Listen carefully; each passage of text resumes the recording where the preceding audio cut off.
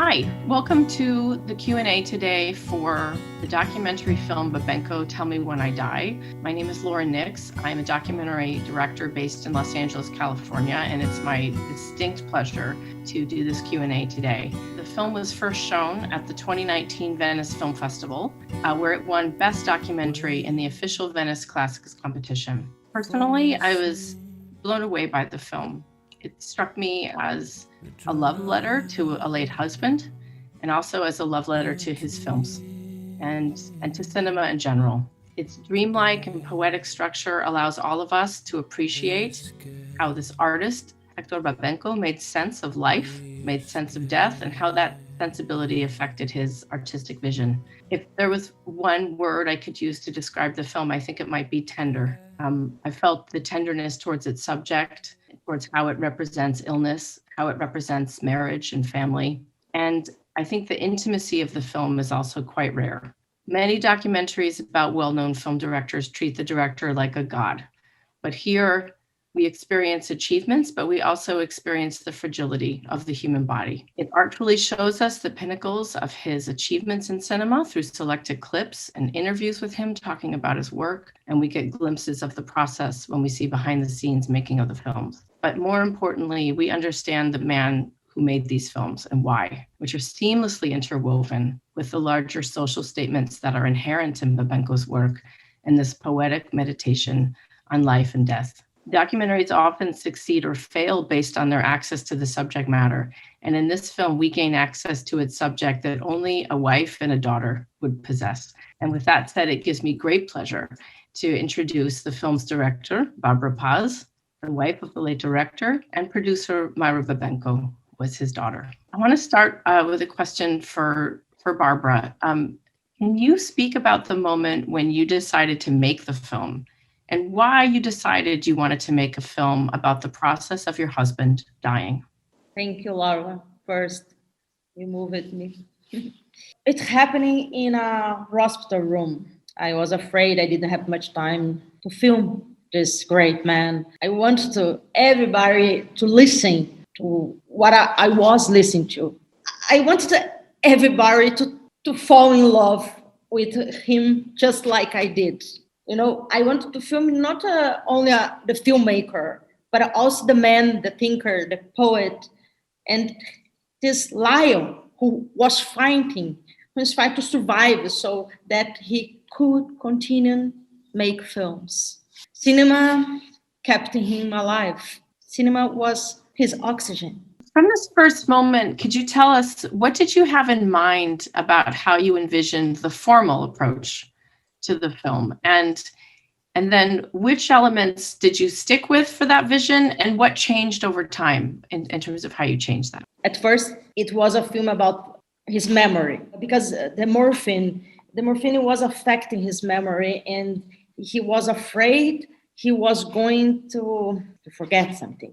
I chose to make a film as if it was subconscious. I was really struck that you find both beauty and humor in moments that are difficult and often painful. Like, I'm thinking of the scene in the hospital where he's getting assistance to walk, but it comes across as like two people in a dance scene, or you're filming him while he's holding his hat and singing to you, and then you pan right and you reveal that you're actually in a hospital room, and that's a surprise. So I was wondering if you could speak about the process of capturing this very liminal and intimate space in between pain and humor, and if you find that reflects his sensibility. Hector had a good sense of humor. He used to joke about that all the time. I had to show this on screen, you know. He loved it. He loved dance, music, poetry. He was a man of words and silence. I think that making a film helped him get through hard times. I held his hand and he held mine. Make this last film as a farewell letter of cinema. Now, your dad had already made an autobiographical film about being sick and dying, starring Willem Dafoe, My Hindu Friend. And I'm wondering if you can speak about how this movie is different from that film, and why did you and Barbara decide that even though that film had been made, that this film also needed to be made? Well, Mind a Friend was a film that my father decided to do. He was already not feeling 100% of his health. He was very insecure of being able to finish that film. Willem Dafoe captures a lot of that while making the film, the urgency of him to finish that film. And he finishes the film, and a few months later, he passes away. I think those are two completely different films. One was directed by Hector about his life, and the other one was Barbara's film since the beginning. She did a lot of things with him, but it's her story about him. It's a different vision, and she was able to capture and to do her view of him as a man and a filmmaker. Barbara, it's really difficult as a filmmaker to construct a film that takes place in so many different modes of cinematic storytelling. So in your edit, you're going back and forth quite seamlessly between verite footage, film clips from Hector's films, interviews, voiceover.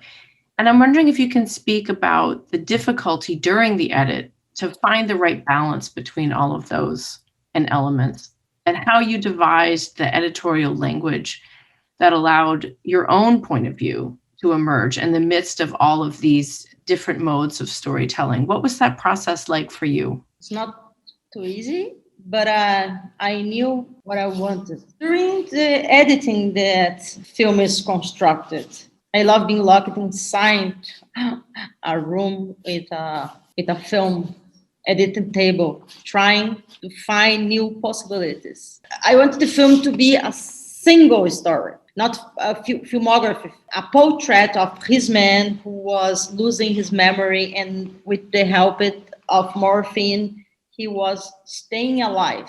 Cinema, life, and death were one single thing for him, inseparable. Eu acho que esse filme, ele é partes da memória dele. Eu sempre quis uma coisa diferente, uma coisa que saísse do convencional.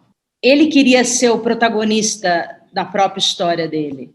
Ele não queria que ninguém falasse dele. Eu sempre pensei numa história só, né? Porque a vida e a obra dele não estavam separadas, era uma coisa só. E eu queria falar sobre esse homem que também era um cineasta, através dos filmes dele. Eu trabalhei muito o som, a edição dependia muito do som, do que aquela cena representava, aquele som tinha. Primeiro vem o som, depois a imagem. The music of the film is very important to me, because his life was molded by these sounds. He grew up by the beach, the water, sea, trains, were the elements I always wanted to work in the film. Porque todos esses sons fazem parte dele, de quem ele era. As músicas que eu coloquei, the music que eu coloquei, todas as músicas são músicas que ele amava, que ele gostava. Radiohead, Caetano Veloso, Astor Piazzolla, também a trilha sonora dos filmes dele também se misturavam com a trilha da vida dele. This is very important to me. This film is constructed with the sound, and I love to work hard in the sound because it's very important in documentary feeling. In documentary, well, it's obvious because the sound design is gorgeous, and there's a texture to it that gives this richness to all the scenes, and it feels like you're listening to the soundtrack of his life and not just the soundtrack of his movies. It seems like you've interwoven the two really successfully, and that it's a huge part of the artistic expression of the film. Why did you decide to have the film be completely in black and white? And did you know that from the very beginning, or is that something that you decided later during the edit? Was always wanted the film to be in a black and white. Hector got to see a little part of the film, 10 minutes, and black and white with the sound, beautiful music, and everything. So I edited in 10 minutes, 2 weeks before he passed away.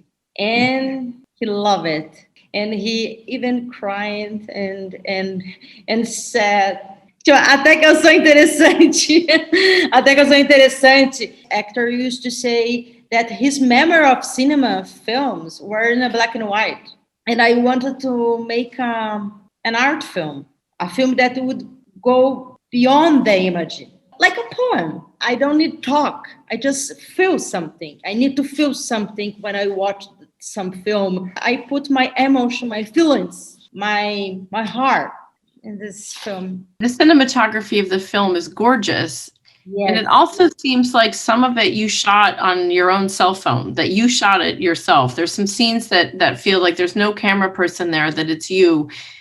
Can you tell me if that's true? And can you tell me a little bit about what's special about when you're filming on your cell phone and why you decided to include that footage? I didn't have a specific date or place to shoot it. I always had my phone and my pocket camera, even in hospitals. When you have the phone, you have a phone, you have all possibilities, and a lot of moments in this film is my camera. I have another photographers, but it's my camera. I love it because I know these moments, real moments, just me and him in the room, in the beach. By the way, I could have made a film only about the last days in a hospital because I have a lot of material. An actor was a hurry and wanted to have everything filmed. He was asking me to record and film everything. I think over the last few months, he felt something was coming to an end. Myra, a question for you. In the film, your dad speaks quite a few times actually about feeling like an outcast. And as a person who lived in between, as a Jew and as an Argentinian who chose to live and work in Brazil. And I'm wondering if you were aware of that growing up. Did he speak to you about this? And how do you think that sense and feeling of being an outcast affected his choice of subject matter and also treatment of subject matter in his work? He was exactly like that. He chose Brazil to be his country. He came to Brazil when he was 17 years old, and I think he really fell in love with the country. He never wanted to go back. I went to Argentina to visit my grandparents, but he didn't go. He didn't like so much visiting Argentina, and he could have moved to Hollywood, but he didn't want to live anywhere else. He liked São Paulo specifically as well. He was a different man, and he lived from his guts. He didn't think twice. Sometimes he could be very harsh, but that's how he was. And he would apologize 5 minutes later, and he could be very loving, and he was very unique and special. And even I think in this film where he was the protagonist, when he talks for Barbara, he presents that, it's like he's explaining the way he thinks, and she captures that, and that's what we are able to feel when we watch the film. Not only we want to watch the movies he made, but we also, it's like we're behind the cameras feeling what that man was feeling when he was shooting these films. And yes, answering your question, yes, my father never thought he was the same as other people. I think if you told him he was like somebody else, he would not like that at all. He always felt and he acted like that, and he was. Barbara, I'm curious to know how you navigated being able to be emotionally present in so many scenes between the two of you that were so intimate. There's all these quiet moments of you in the film as a couple when you're out at a restaurant, but he's taking his pills or he's sleeping and you need him to wake up and eat some food. And those are hard when you're with somebody and you're experiencing their illness and you want them to be well, you want to be able to take care of them, but you're also filming this at the same time. And I'm wondering if you could speak a little bit about how you were able to stay emotionally present while you were filming? And do you feel that your background as an actress helped you be able to do that? Not an actress. Ali eu não sou atriz, eu não conseguiria. Estou ali presente inteira. Eu acho que fazer esse filme era como se estava ajudando ele a se manter vivo. Porque ele tava bem fazendo isso, sabendo, mesmo com dor, ele sabia que ele estava sendo filmado e aquilo era um momento de alívio para ele. I've always thought of myself as a documentary maker because I loved human beings and I love to listen. Actor and I are from different generations, different backgrounds, but it teach me so much. This encounter with the actor was a meeting of two survivors who turned pen into poetry. Being an actress is always take a break from myself. Here, I am in one piece. It feels like when we're watching the film, I mean, there's an intimacy there that's almost like, should I be in the room right now? Because as a viewer, because it's like it's just the two of you, and it's what happens between the two of you. It's extraordinarily intimate between you, and I'm wondering, were there moments when it was too much for him and he said, no, you can't shoot this? Did he ever tell you to stop filming? Eu tenho, assim, materiais que ele estava sofrendo muito e que ele queria ser filmado. E aí eu não coloquei na edição, porque eu não queria imprimir, eu não queria deixar este homem no filme. Ele também era esse homem sofrendo, mas eu pensei, por que eu vou deixar ele só sofrendo? Na edição, eu não quis deixar, eu fui diminuindo a dor e deixei só uma linha tênua. Was never this, don't film me. Estar ali com a câmera junto era um afago, era um carinho. Com essa dor toda, os remédios, tudo que tinha que acontecer, era como se fosse um carinho ele ver uma câmera. Ele ainda perguntava como é que ele estava.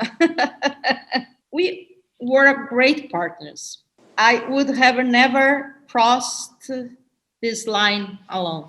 It's clear that it's something that you made together. I mean, it's your film, it's your vision for the film, but that he had some opinions about it too. He had things to say about how it was going to be done. And in the very, very beginning, there's some scenes where he's telling you how to frame an image, and he wants you to synthesize the material and not just report on it. And I'm just curious, was this constant? Was he constantly interfering? And because I'm sure you wanted to respect his wishes, but how much did you also have to really push back on that so that you could achieve the vision that was in your head, that was in your heart and your mind? Éramos dois leões, porque eu sou brava.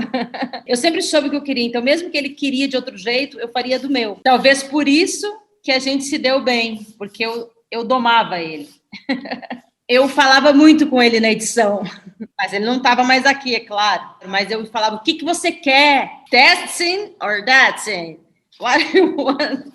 E eu sei que eu queria deixar ele bonito na tela. Eu queria deixar esse homem bonito, porque o olhar do amor é sempre mais bonito, é sempre mais belo. I mean, you achieved that because the way that he looks at you in the film is with such adoration and love, and you can tell not only does he love you, but he respects you. He respects your vision and your understanding of the world as well, and he wants to engage with that. You can see that in all the scenes really strongly. In the edit room, that there's usually one scene that's very pivotal to the story because it changes my understanding of the main subject, or it changes the story. And it does that for a viewer when you show it to people who haven't seen it. Once that scene happens, it shifts the movie in some way. So sometimes it can be very hard to find a place for that scene. So I'm wondering if that was true for you in the telling of this story. Did you have a scene like that? And if so, which one is it? Totally, it's true. A cena quando eu acordo ele na cama, essa cena já foi o começo do filme, já foi o meio, já foi lá no fim, porque ali se revelava tudo. A gente não sabia se era o começo, porque já entregava tudo. Então, a gente testou muitas vezes. Já chegou a ficar de fora aquela cena. A última cena da massagem, eu sempre tive certeza que seria o fim. Mas tem uma cena que ficou de fora, que toda vez eu penso nela. Um dia que ele se internou no hospital em Paris, teve um homem que chegou de madrugada, ele ficou no ambulatório, e chegou um homem que ele falou que estava com uma maleta, falou que não era padre, não era médico, não era enfermeiro, ele queria saber quem era esse homem, que chegou, abriu e não falou nada. E ele perguntou para mim, de manhã, se eu tinha visto esse homem, que tinha entrado no quarto. E eu comecei a filmar e ele falando, porque eu achei aquilo muito interessante, só que óbvio que foi ali que ele viu a morte. Eu perguntei para ele, mas Hector, isso não foi a morte que veio te buscar? E ele começou a inventar e contar e fazer uma história enorme, e a cena ficou gigante, quer dizer, não era uma cena, né? Eu estava filmando ele estava contando a história desse homem, mas daí ele começou a viajar, então a cena era enorme. Daí o final, o que eu achei mais lindo, esse homem era um homem que ajudava as pessoas a não sofrerem. He put this character in my Hindu friend. So the scene lives on, it lives in film, just not in your film. Yes.